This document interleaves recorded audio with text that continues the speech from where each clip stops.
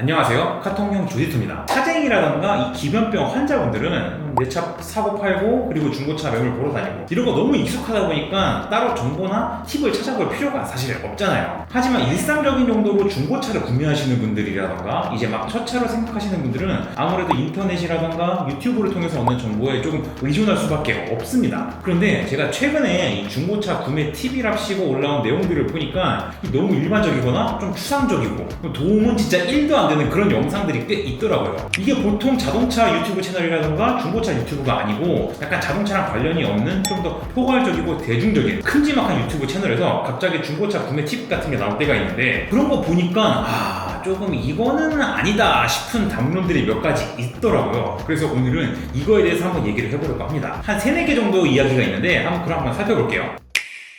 중고차 추천할 때 보통은 가격 이야기를 가장 많이들 하죠. 그 중에서도 이런 조언이 있더라고요. 웬만하면 1000만원 이상의 중고차를 사라. 1000만원 이하의 저렴한 중고차를 사면 수리비가 어마어마하게 깨진다. 이런 담론이었는데요. 일단 이 주제의 의도 자체는 이해는 됩니다. 300만원짜리, 500만원짜리 이런 저렴한 가격의 중고차는 아무래도 연식이 좀 된 소위 썩차 느낌이다 보니까 이런 썩차가 아닌 차들로 보려면 이 1000만원 이상의 중고차를 사라. 이런 논리인 것 같아요. 그런데 결론적으로 보면 이거는 사실 일반인들도 누구나 생각할 수 있는 굉장히 상식적인 조언입니다. 그런데 이거를 중고차 구매 팁이라고 이야기를 하는 게 맞나 좀 싶더라고요. 왜냐하면 같은 1000만원이라도 차종에 따라서 진짜 튼튼하고 단단한 그런 중고차가 있는 반면에 결함이라던가 고질병으로 스트레스를 어마어마하게 받고 수리만 하다가 다시 중고차로 날리는 이런 케이스도 굉장히 많거든요. 예를 들어서 그 MPI 엔진 달린 옛날 아반떼라던가 i30 아니면 LF 소나타 가스차 같은 것들 있잖아요. 이런 차들 보면 중고 시세가 진짜 1000만원도 안 되지만 진짜 믿고 살 수 있는 검증이 모두 끝난 그런 중고차들이잖아요. 반면에 이 GDI 세타 엔진이 들어간 현대기아 차량이라던가 이 R 엔진 들어간 산타페 DM 같은 이런 차들 얘네들 여전히 시세 막 1000만원 이상 가는 매물도 굉장히 많지만 이런 거는 진짜 잘못 샀다가 피똥 싸게 되는 경우가 있습니다. 그러니까 기준을 이 1000만원 이하의 싸구려 차는 고장이 나니까 패스하고 1000만원 이상 중고차는 그래도 믿을 수 있으니까 추천한다. 이렇게 단순히 포괄적으로 퉁쳐서 설명하는 거는 절대 좋은 구매 팁이라고 얘기할 수는 없을 것 같아요. 그래서 중고차를 보실 때는 이 가격을 기준으로 단순하게 나누지 말고 어느 정도 위시리스트에 올려놓은 차종들을 미리 공부를 좀 하고 이게 어떤 문제점이랑 어떤 장단점들이 있는지 이거를 스스로 파악하고 알아보는 그런 노력도 좀 하셔야 됩니다. 아니 우리가 대형마트 가면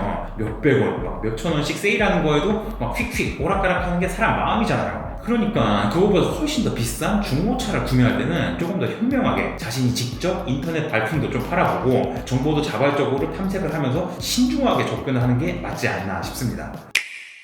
또 하나 황당했던 팁은 가격대별 추천 차량에 대한 이야기였는데요. 이런 식으로 좀 추천을 하더라고요. 1000만원대에서는 경차, 1500만원대에서는 준중형차, 2000만원대에서는 소형 SUV나 중형 세단 이런 중고차들을 추천한다. 이런 내용이었는데 아니 근데 우선 이거는 추천이 아니라 그냥 그 가격대에 일반적으로 포진해 있는 중고차의 차급을 그냥 그대로 읊어준 게 아닌가? 이거는 사실 누구나 할 수 있는 그런 이야기에 불과한 것 같고요. 그리고 두 번째로 여기서 언급되는 가격대를 잘 보시면요. 실제로는 신차 가격과 크게 차이가 안 나는 그런 금액의 중고차예요. 1000만원대에서 추천하는 중고차 경차는 사실 모닝 신차 깡통이 1300만원대부터 시작하기 때문에 이 신차 가격이랑 큰 차이가 없어요. 애초에 중고차 시장에 올라오는 1000만원대 경차 같은 경우는 꼼꼼하게 살펴보고 추천하고 자식할 게 없습니다. 왜냐? 이 가격이면 애초에 제조사 보증기간도 널널하게 남아있는 진짜 말랑말랑한 매물들이 대부분이거든요. 1500만원대에서 준중형 세단을 추천한다는 이런 이야기도 마찬가지입니다. 아반떼 깡통 신차 가격이 딱 2000만원 언저리에서부터 시작을 하거든요. 그런데 이 현행 7세대 모델의 아반떼 CS7 중고차가 한 모던 트림 정도 되는 그런 매물들이 딱 2500만원대 구간에 걸쳐 있습니다. 그래서 이렇게 딱 그 가격 구간대에 있는 전형적인 중고차들을 추천이라고 한다 이런 이야기는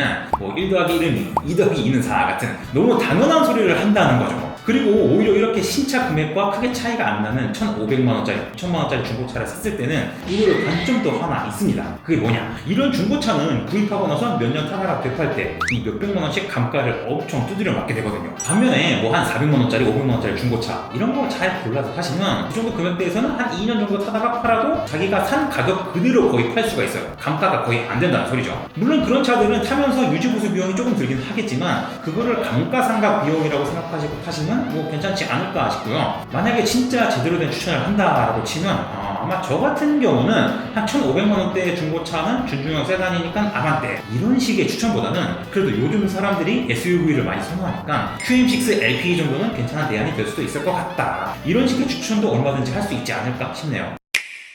마지막은 차량의 이력을 확인하는 방법입니다. 내가 사려는 중고차의 사고라든가 보험 처리 이력을 확인하기 위해서 카 히스토리 서비스를 이용하는 걸 이걸 추천들을 많이 하더라고요. 그런데 이 서비스의 가장 큰 단점이 하나 있죠. 그게 뭐냐? 바로 유료 서비스라는 겁니다. 1년에 총 5번까지는 건당 770원으로 굉장히 저렴하게 이용을 할 수 있는데요. 그 이상을 초과하게 되면 건당 거의 2,000원씩 조회원 이용이 이렇게 늘어나요. 그런데 요즘은 굳이 카 히스토리 같은 데서 내 돈을 쓰지 않더라도 무료로 다 볼 수 있는 여러 가지 앱이라든가 서비스가 굉장히 많습니다. 제가 지금 당장 생각나는 것만 해도 뭐 헤이딜러 같은 데 보면 이제 중고차 상사에서 올라가는 매물들은 모두 무료로 보험 이력이라든가 정비 이력 같은 것들을 확인할 수가 있고요. 그리고 당근마켓 같은 데서 판매하는 차들도 클릭해보면 이 보험 처리 이력이 얼마 됐는지 이런 게 다 나오거든요. 지금 이렇게 수많은 서비스가 있고 무료로 조회할 수 있는 편리한 앱도 굉장히 많기 때문에 더 이상 옛날처럼 카히스토리 접속해서 유료 결제까지 하면서 이력을 확인하지 않으셔도 됩니다. 왜냐하면 여러분의 지갑은 소중하니까요.